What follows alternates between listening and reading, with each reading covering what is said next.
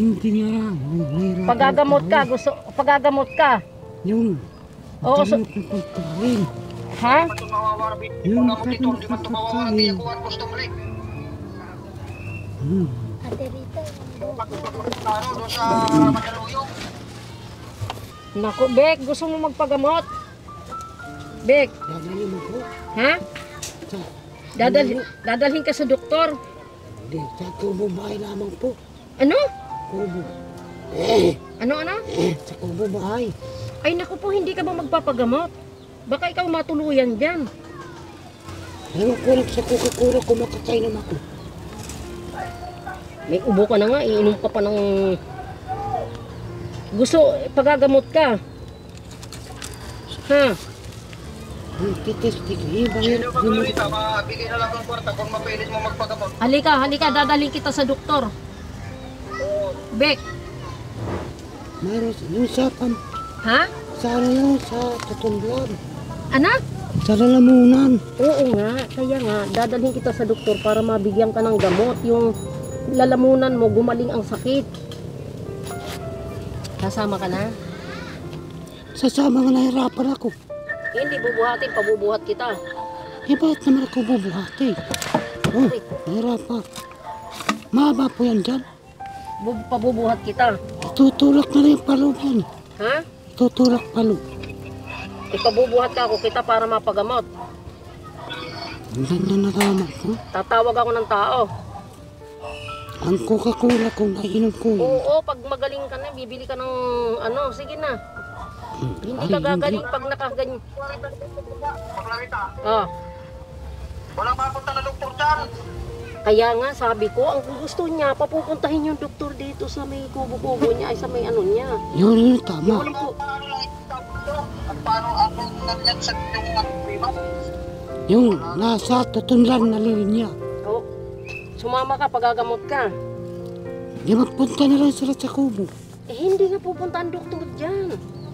Para, Eh bakit nila tinira? halika na. Hindi nga. Kukuha ko ng damit. Yung damit ko Yung sinisiksik. mga damit ko na ibinigay sa'yo, pinagtatapon mo siguro. Nasaan na? Oo nga, yan ano yan. Mga puti pa naman. Madami ako ng damit. May pantalon pa akong inano sa kanya. Yung mga t-shirt ng magaganda pa naman yun. Hinawatan yung basura, basahan. Kit, pagpagan mo yung likod ko, marami daw dumi. Hindi ka niya magkalarita. Ha? Ipakita. Ano? Friend kayo ni Panini.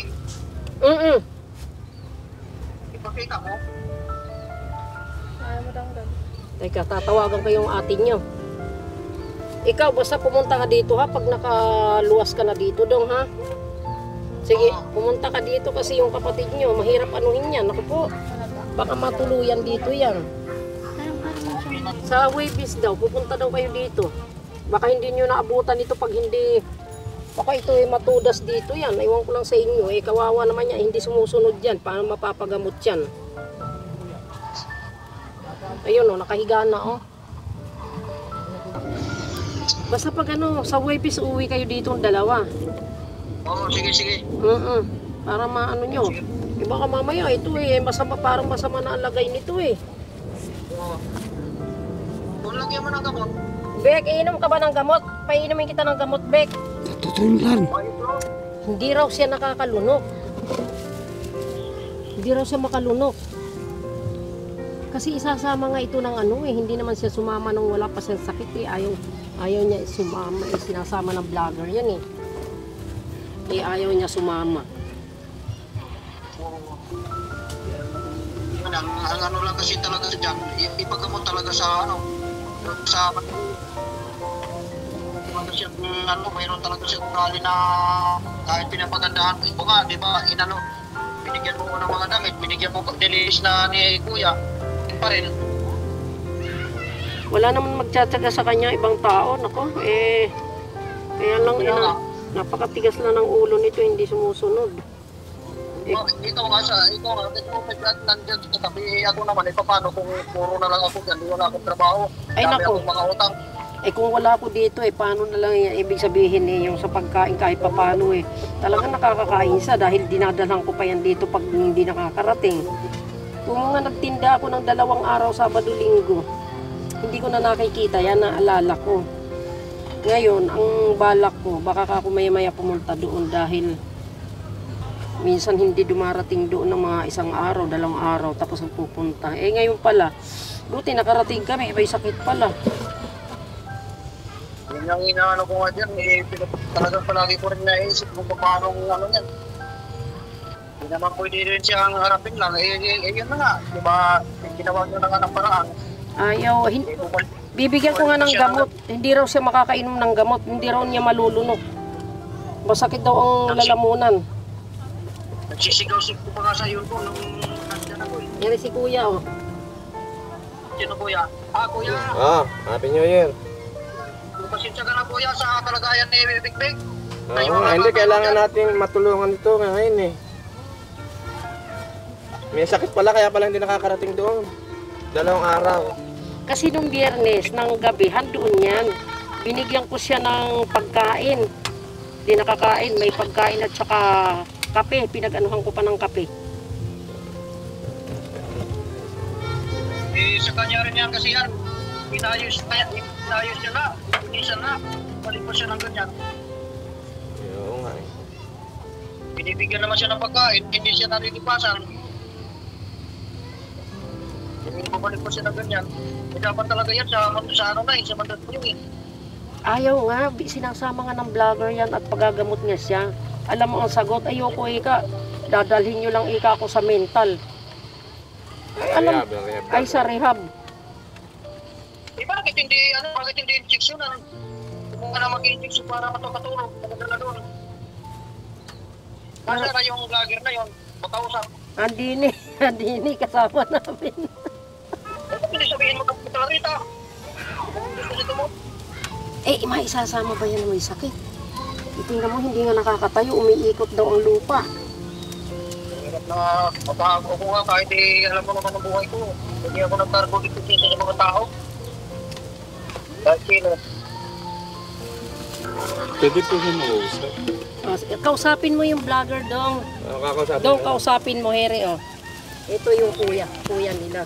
Si Kuya, ano pong pangalan ko? Romeo. Kuya Dong. Kuya Dong.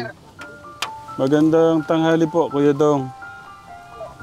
Sabi ng pinsan ko, sabi daw, gusto mo dalhin siya sa ospital. Nakita ko po siya sa highway. Sabi ko, sama na kita. Ayaw po niya. Ngayon po, pinuntahan ko nga po siya para makamusta ulit.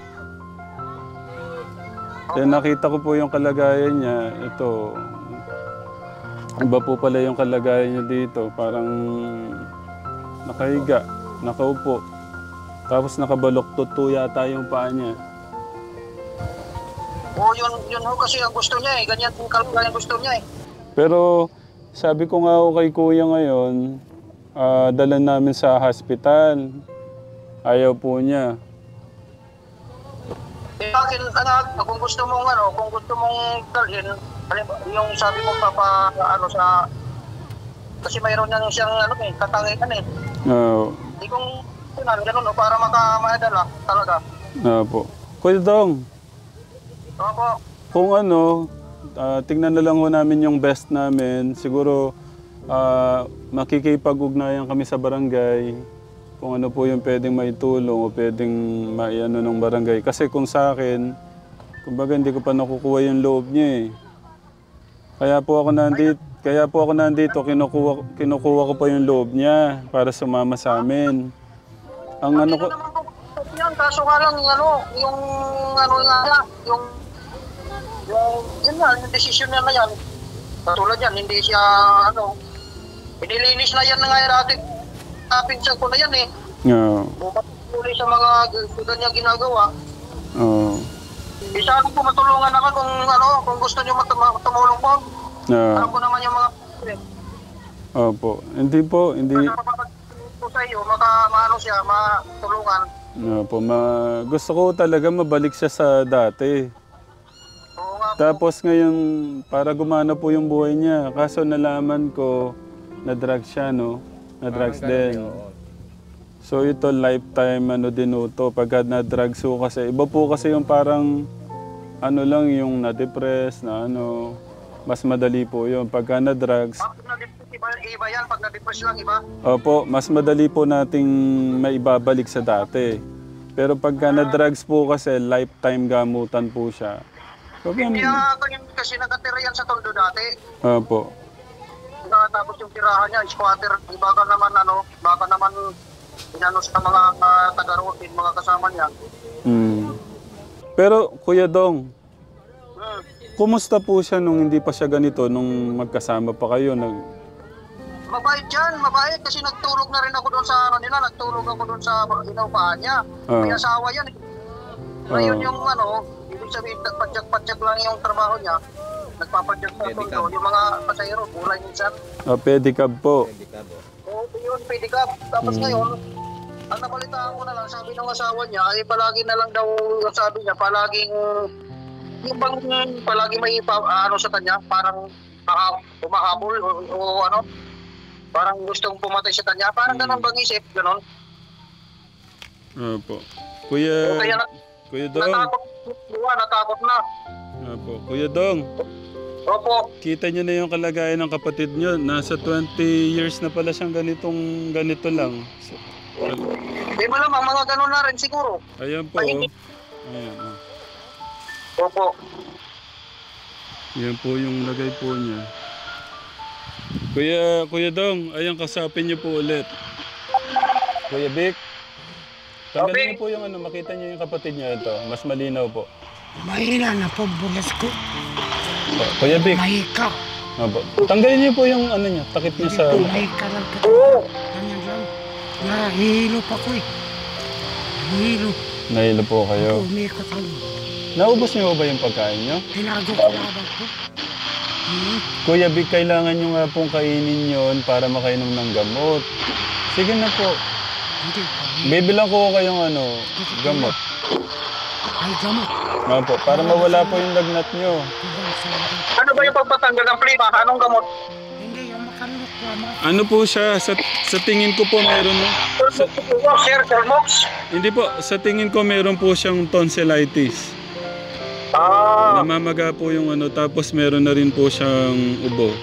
Siguro, ang gagawin po muna natin, painumin ko muna ng gamot para sa sore throat at saka po sa para lumakas muna siya. Kaso nga kahit anong rin yung kalagayan niya rin niya dyan eh. Pupunta ka namin siya dito, ayaw, gusto na doon sa San Rafael daw. Opo. Kuya Dong. Opo. Pagka wag ko kayo mag-alala. Gagawin ko po yung best ko para... Salamat. Sana matulungan naman po. Opo, welcome po. Hindi po, kung hindi po siya makukuha sa santong dasalan, kukunin namin sa santong paspasan, sabi niya. Yun yung gusto ko nga rin sana kasi katulad niya po, sabi ng pinsan ko na na gusto mo dalhin sa hospital. Kung kasama yan, yung akin, gusto ko, ma-injection siguro. Hindi kaya, igapos. Hindi, ayaw nga po niya. Pero siguro, para hindi na lang po, kasi may mga case, pero kung gagawin ng ganon, baka madadala. Kung may mga case po kasi pagka ganito, nagwawala lang sa hospital eh. Pwede. Totoo nga po yan. Nagwawala po yan eh. Ano na lang po, painumin muna namin ng gamot. Sana sir, sa pamagitan niya sir, matulungan sa sir. Antibiotic. Para po Baka may gusto ko kayo sabihin bago tayo para baka may ginagawa po kayo eh. Ayan po. Nakain niya ako kanina, kaso nga lang, tinawagan ako ng pinsang ko. Ayan po, kausapin niyo siya. Big, magano ka na, Big? Magano ka na, may tumutulong naman. Sana matulog ka. Sumunod ka sa kanya. Sumunod. Ako sa pampalunok. Ha? Magamit ako sa pampalunok sa aking patunla. Masakit sa legan. Yung kalagayan mo kasi dyan, dapat magbago yung kalagayan mo na yan eh. Paano kakagaling dyan? ko, kinakatalo ako sa kalapit-akatay. Ang hirap kasi yun, tinutulungan ka nga nila. May tumutulong sa'yo. Pinabuganda ka na. Umano ka pa ng, bumalik pa ka pa ng ganyan. Kasi nga, nahirapan ako magtrapo ng tayo. Doon sa, may ano to, palisdaan. Amoy tayo nga po dito. Dapat ka tumatagalita.